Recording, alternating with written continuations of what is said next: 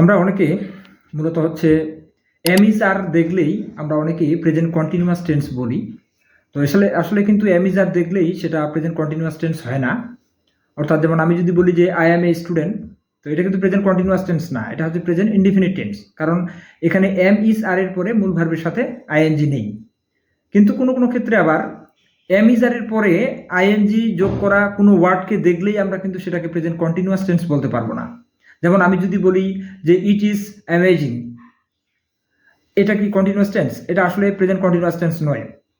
কারণ হচ্ছে এখানে অ্যামেজিং এর সাথে যে আইএনজি যোগ করা, এটা হচ্ছে বংশগত আইএনজি যোগ করা।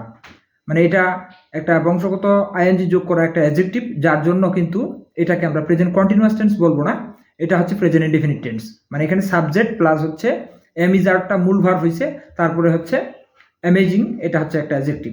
এরকম আরো অনেক বাক্য রয়েছে, যেমন হচ্ছে চার্মিং, বা আমরা বলতে পারি ইট ইজ ইন্টারেস্টিং।